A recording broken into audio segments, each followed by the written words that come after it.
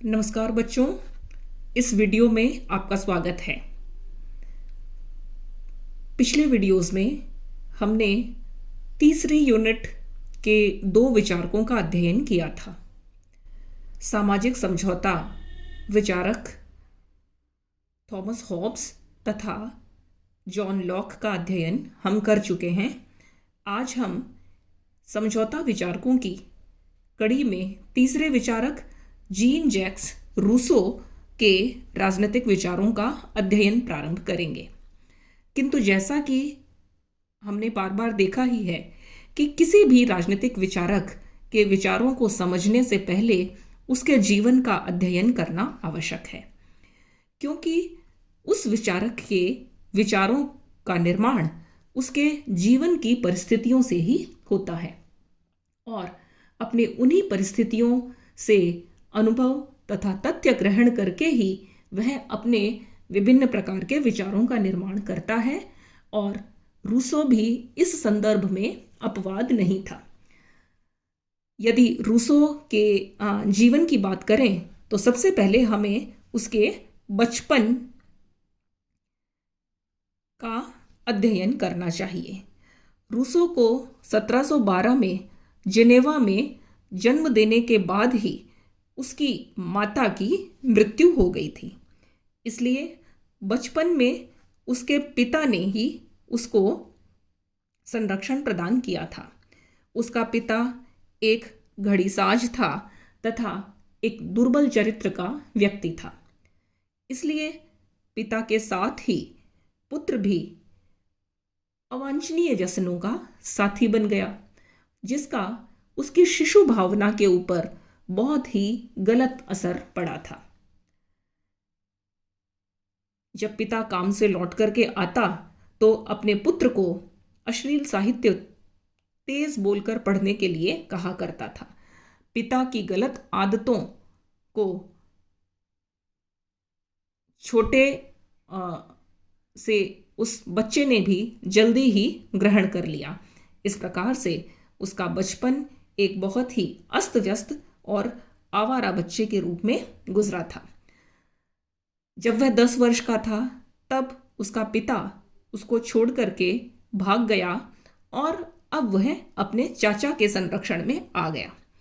चाचा ने भी उसको पालने की जिम्मेदारी स्वयं अधिक दिनों तक नहीं रखी और उसे एक निर्दयी संगतराश के घर काम करने के लिए छोड़ दिया। यह संगतराश एक बहुत ही कठोर और निर्दयी किस्म का व्यक्ति था, जहां पर वह 3 वर्ष तक कार्य करता रहा। इसी संगतराश के यहाँ काम करते हुए उसने झूठ बोलने और चोरी करने की कला भी सीख ली थी। एक रात को जब वह घर वापसी में देर होने लगी तो निर्दयी स्वामी के कठोर दंड के भय से रूसो ने घर जाने का विचार त्याग दिया और जिनेवा छोड़ करके वह 16 वर्ष की अवस्था में बिना किसी मार्गदर्शन के जीवन के अथाह सागर में कूद पड़ा और अगले 14 वर्ष तक वह बिना किसी मार्गदर्शन के बेपरवाही का जीवन व्यतीत करता रहा। क्योंकि उसको कोई विधिवत शिक्षा नहीं मिली थी, उसके जीवन में संस्कारों का अभाव था, इसलिए वह एक अहंकारी व्यक्तित्व का स्वामी बन गया था। वह दंभी था और अपने अशिष्ट व्यवहार के कारण इन 14 वर्षों में वह कहीं भी टिक करके नहीं रह सका और वह एक आवारा के रूप में इधर उधर भटकता रहा। 1749 का वर्ष उसके जीवन में एक बहुत ही महत्वपूर्ण मोड़ लेकर के आया, जब वह 37 वर्ष का हो चुका था। इस समय फ्रांस की एक एकेडमी थी, डिजॉन। एकेडमी ऑफ डिजॉन ने एक निबंध प्रतियोगिता का आयोजन किया था और जिसका शीर्षक था विज्ञान और कला की प्रगति ने नैतिकता को भ्रष्ट करने में सहयोग दिया है अथवा उसके विशुद्धिकरण में। इस निबंध के पक्ष अथवा विपक्ष में लेखक को अपने विचार रखने थे। जिनेवा में उसने अपने बाल्यकाल में जो दुराचार देखा था और फ्रांस में आने के बाद और इटली में उसने जो सभ्य जीवन का मिथ्याचार, दंभ और कृत्रिमता देखी थी, उस कृत्रिम जीवन में पाए जाने वाले दुराचारों को उसने निकटता से देखा था। इसलिए वह जिस समाज में रहता था उस समाज में यह आरोप आसानी से लगा सकता था कि विज्ञान और कला की प्रगति ने नैतिकता को भ्रष्ट करने में अपना सहयोग दिया है, न कि उसके विशुद्धिकरण में। और उसके निबंध का सार यही था कि मनुष्य स्वभावतः अच्छा होता है, किंतु कला और विज्ञान की प्रगति ने उसको भ्रष्ट कर दिया है। समाज की जो अस्वाभाविक संस्थाएं होती हैं, उन संस्थाओं के चंगुल में फंसने के कारण मनुष्य बुरा बन जाता है और इस प्रकार से वह इस परिणाम पर पहुंचा कि यदि मनुष्य को सच्चा आनंद लेना है, सच्चा सुख लेना है, तो उसको इस सभ्य जीवन से दूर हो जाना चाहिए, क्योंकि यह सभ्य जीवन एक कृत्रिम जीवन होता है और उसे अपने प्राकृतिक जीवन की ओर लौट जाना चाहिए।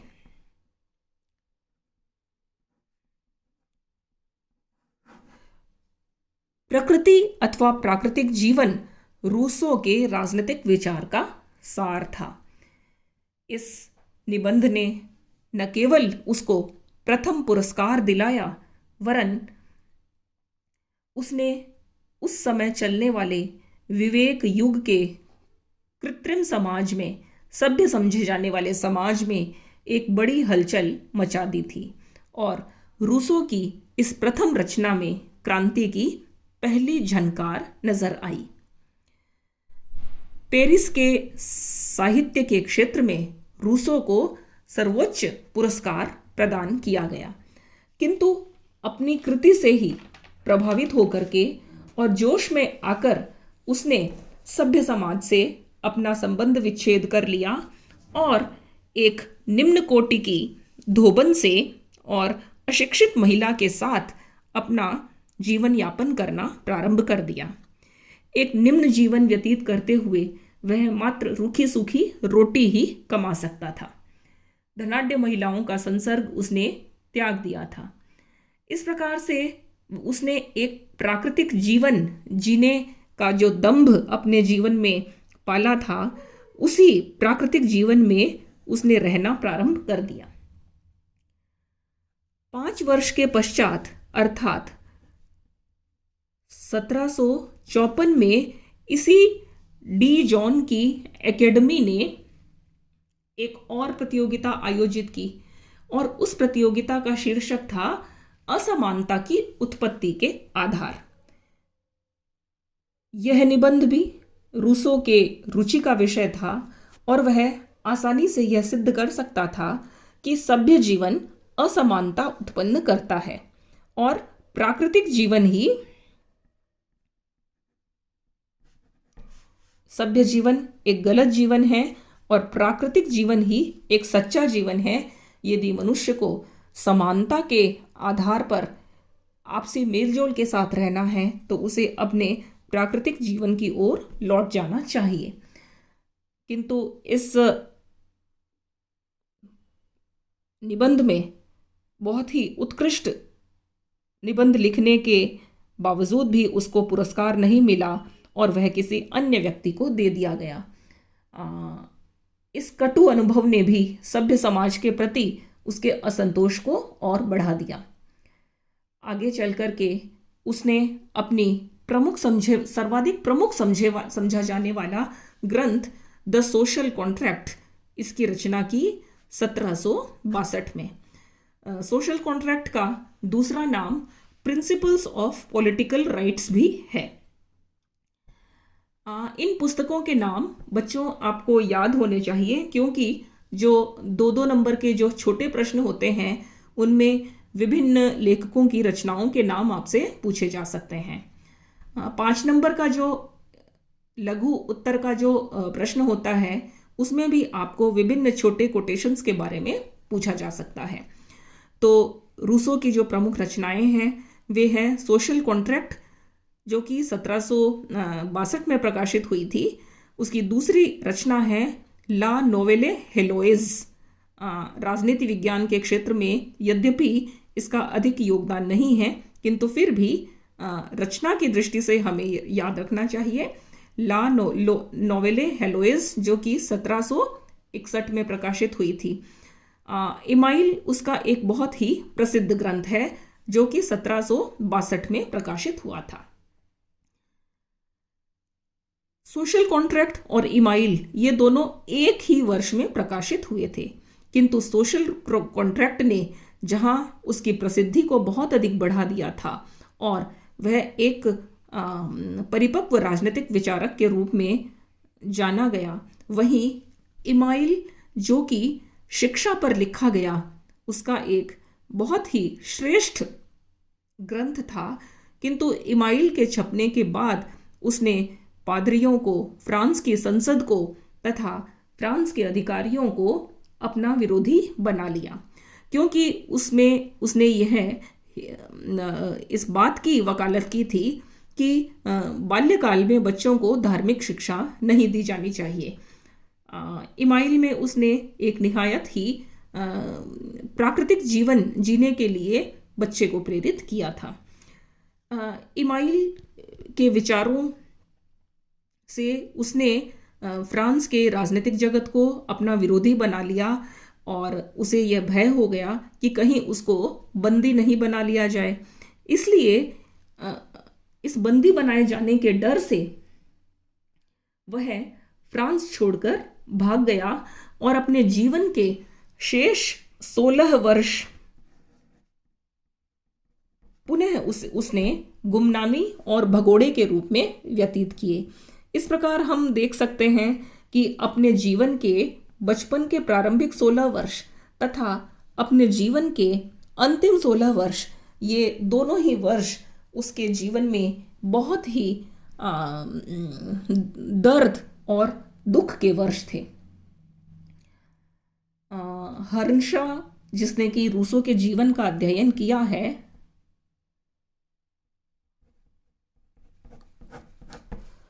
हर्नशा ने उसके इस अंतिम चरण के जीवन के बारे में बहुत ही मर्मस्पर्शी शब्दों में यह लिखा था कि यह काल उसके जीवन में गहराते अंधकार, गिरते स्वास्थ्य, टूटे हृदय, अनजाने भय तथा बढ़ती निराशा का युग था। इसी काल में उसे इंग्लैंड में डेविड ह्यूम ने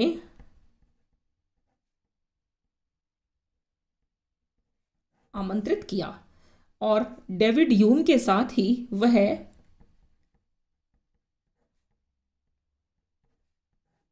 एडमंड बर्क के भी संपर्क में आ गया। बच्चों, आप देखिएगा, हम अगली यूनिट में इन्हीं डेविड ह्यूम और एडमंड बर्क के विचारों का भी अध्ययन करेंगे। एमए पॉलिटिकल साइंस के बच्चों के लिए डेविड ह्यूम और डेविड बर्क, तो ये प्रमुख राजनीतिक विचारक थे और इन दोनों के संपर्क में रूसो आया था। किंतु उसे यह शक हो गया कि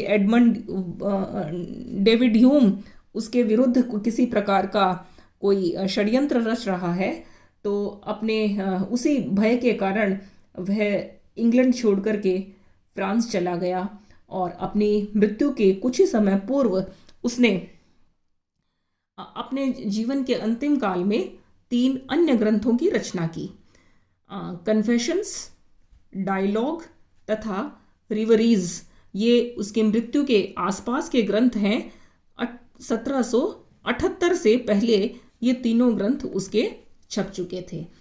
इस प्रकार से यदि रूसो के जीवन का हम समग्र दृष्टिपात करें तो हम यह पाएंगे कि रूसो वर्तमान सामाजिक जीवन के प्रति एक विसंगति और एक उस समाज की एक ऐसी विकृति का परिणाम था जो कि किसी भी प्रकार से आदर्श नहीं कही जा सकती, और एक गुमनामी के अंधेरे में जीवन के अंत समय में 1778 में उसकी मृत्यु हो गई फ्रांस में। यदि उसकी रचनाओं की बात करें तो थोड़े ही आधुनिक लेखकों का रूसो से अधिक प्रभाव इस संसार में पड़ा है। कुछ विचारकों का यह कहना है कि प्लेटो और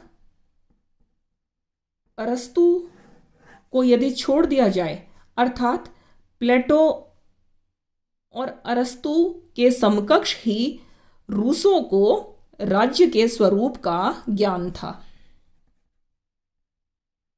किसी अन्य विचारक की अपेक्षा रूसो को ही राज्य के स्वरूप के बारे में प्लेटो और अरस्तु के समकक्ष रखा जा सकता है। कांट ने उसकी रचनाओं में बुद्धि के अनुरूप गंभीरता का दर्शन किया था, किंतु दूसरी ओर ऐसे विचारक भी थे जो कि उसकी रचनाओं का मजाक बनाया करते थे। उनमें वॉल्टेयर प्रमुख है। वॉल्टेयर ने उसकी रचनाओं को पढ़कर के उसे पत्र लिखा था कि उसके ग्रंथों को पढ़कर के उसे पशु जैसा जीवन जीने की भूख सवार हो गई है, क्योंकि जिस प्राकृतिक जीवन की ओर लौटने की रूसो ने सिफारिश की थी, उस प्राकृतिक जीवन का अर्थ वॉल्टेयर ने फिर से आदिम अवस्था में पहुंच जाने का किया था। इसका कारण यह था कि विभिन्न विचारकों ने, जो कि अनेक विचारक उसके प्रशंसक भी थे, जिनमें कांट, लास्की इत्यादि विचारक हैं, और बहुत से विचारक उसके आलोचक भी थे। इन विरोधाभासी विचारों का कारण यह है कि रूसो की रचनाओं में सर्वाधिक भ्रम उत्पन्न करने वाले शब्द और वाक्यांश थे, और सर्वाधिक भ्रम उत्पन्न करने वाला शब्द था प्रकृति या प्राकृतिक जीवन।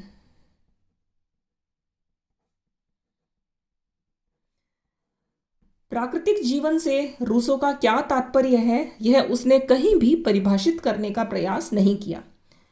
इसलिए जो मानववेत्ता है उसके लिए प्राकृतिक जीवन का अर्थ था मनुष्य की आदिम अवस्था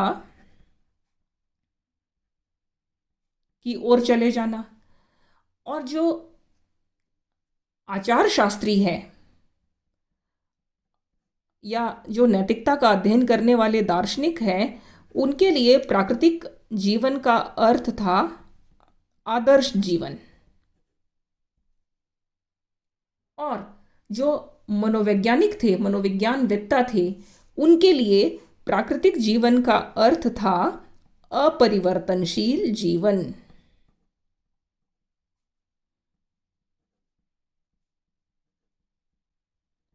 इस प्रकार एक ही शब्द के विभिन्न विचारकों ने अलग अलग प्रकार के अर्थ लेकर के उनकी व्याख्या की थी। इसलिए विचारकों में रूसो की रचनाओं के बारे में भारी भ्रम विद्यमान था। अपने सोशल कॉन्ट्रैक्ट की शुरुआत ही वह भ्रम उत्पन्न करने वाले वाक्य से करता है। वह लिखता है कि मनुष्य सर्वत्र स्वतंत्र उत्पन्न होता है, मनुष्य स्वतंत्र उत्पन्न होता है और वह सर्वत्र जंजीरों में जकड़ा हुआ पाया जाता है। बहुत से व्यक्ति स्वयं को दूसरों का स्वामी कहते हैं, तथापि वे दूसरों की अपेक्षा कहीं अधिक पराधीन होते हैं। और रूसो इन वाक्यों में संगति खोजने का काम पाठक पर छोड़ देता है। इस प्रकार से हम देखते हैं कि रूसो बहुत से विरोधाभासी वाक्यों की रचना करता है। अब यहाँ पर आपके लिए एक प्रश्न उपस्थित होता है, जिसके बारे में 5 नंबर का जो प्रश्न है वो पूछ लिया जाता है कि आप ये बताइए कि मनुष्य स्वतंत्र उत्पन्न होता है और वह सर्वत्र जंजीरों से जकड़ा हुआ है। एक तरफ वो कहता है कि स्वतंत्र उत्पन्न हुआ है। यदि वह स्वतंत्र उत्पन्न हुआ है तो जंजीरों में जकड़ा हुआ कैसे है? इस वाक्य का अर्थ समझाइए। अब हम इसको समझने का प्रयास करते हैं। रूसो के कहने का तात्पर्य ये है कि मनुष्य जन्म से स्वतंत्र होता है। मनुष्य के जन्म की स्वतंत्रता का तात्पर्य यह नहीं है कि जन्म से ही मनुष्य अपनी मर्जी से चलना फिरना प्रारंभ कर देता है, किंतु उसका तात्पर्य यह है कि जब मनुष्य जन्म लेता है उस समय उसके जीवन का उद्देश्य स्वतंत्रता होता है और उसे स्वतंत्र होना चाहिए। और इसका अर्थ यह है कि जन्म के समय मनुष्य किसी भी प्रकार की रूढ़ियां, किसी भी प्रकार के सामाजिक बंधन और किसी भी प्रकार की गलत आदतों या गलत बातों को जानता नहीं है, वह उनको समझता नहीं है। वह पूरी तरह से एक प्राकृतिक जीवन जीने वाला मनुष्य होता है। किंतु जैसे जैसे वह बड़ा होता है, जैसे जैसे वह समाज के संपर्क में आता है, वैसे वैसे समाज की परिपाटियां, समाज की परंपराएं और राज्य के नियम उस पर अनावश्यक बंधन लगा देते हैं। ये बंधन जो कि सभ्य जीवन की देन है, ये ही उस स्वतंत्र मनुष्य को बंधनों में बांध देते हैं और इस प्रकार से मनुष्य अपनी स्वाभाविक अच्छाई को भूल जाता है और कृत्रिम बुराई को ग्रहण कर लेता है। रूसो का ये कहना है कि इस प्रकार केवल वही समाज सच्चा समाज हो सकता है जो कि मनुष्य की इस नैसर्गिक अच्छाई को बनाए रखता है, और जो समाज इस उद्देश्य की पूर्ति में बाधा डालता है वह दूषित है, अवैध है और इसलिए अस्वाभाविक समाज है। और इसीलिए रूसो ने सभ्य समाज को एक अस्वाभाविक समाज की संज्ञा दी थी। जिस प्रकार से एक पेड़, एक वृक्ष जो कि जंगल में उगता है, जंगल में उगने वाले इस वृक्ष को किसी भी बाहरी पोषण की आवश्यकता नहीं होती है, वह स्वयं उठ करके खड़ा हो जाता है और अपने स्वाभाविक विकास को प्राप्त करता है। किंतु अतिवृष्टि और अनावृष्टि के कारण वह समय से पहले समाप्त भी हो सकता है। मानव समाज का काम यह है कि यदि इस वृक्ष के स्वाभाविक विकास की रक्षा करते हुए वह उसे अनावश्यक धूप या अनावश्यक पानी से यदि बचाएगा तो वह वृक्ष एक पूर्ण वृक्ष के रूप में उदित हो जाएगा। यही कार्य एक शिशु को बनाने का भी होता है। एक मानव शिशु के निर्माण में समाज का कार्य इतना है कि वह उसे अवांछनीय बाहरी आक्रमणों से उसको बचा के रखे और उसके स्वाभाविक क्षमताओं का विकास होने दे। और इस रूप में वह तत्कालीन यूरोप के कृत्रिम और भ्रष्टाचारपूर्ण जीवन की निंदा करता है और वो ये कहता है कि जैसा जीवन तत्कालीन फ्रांस, इटली और इंग्लैंड में उसने देखा था वह एक निरा दुष्टता का जीवन है, अस्वाभाविक जीवन है और उसका त्याग कर देना चाहिए। और इसीलिए वह प्राकृतिक जीवन की ओर लौटने की बात करता है। वही राज्य सच्चा राज्य है और वही समाज सच्चा समाज हो सकता है जो कि इस मनुष्य की स्वाभाविक अच्छाई को बना करके रखता है। रूसो उस मिथ्या कला और संस्कृति का परित्याग करने की बात करता है जो मनुष्य के विकास को गलत दिशा की ओर ले जाता है। इसलिए रूसो के लिए प्रश्न यह उठता है कि मनुष्य का सच्चा स्वभाव क्या है और आज की हमारी जो कला है वह सही है अथवा गलत। अर्थात मनुष्य के आदर्श रूप की खोज करना उसके सामने एक मुख्य प्रश्न था, किंतु रूसो ने आदर्श शब्द के स्थान पर आदर्श शब्द का प्रयोग उसने नहीं किया। आदर्श शब्द के स्थान पर वह प्राकृतिक जीवन शब्द का प्रयोग करता है और इसीलिए एक गंभीर असमंजस वह पाठकों में डाल देता है। इस प्रकार हम देख सकते हैं कि रूसो का जो प्रारंभिक जीवन था और रूसो की जो रचनाओं में जो प्रमुख बात थी, जो प्रमुख चर्चा थी, वो उसके जीवन से निकली हुई उसी निराशा की चर्चा थी जो कि उसने सभ्य समाज में देखी थी। आने वाले वीडियो में अब हम उसके राजनीतिक विचारों का व्यवस्थित अध्ययन करेंगे। धन्यवाद।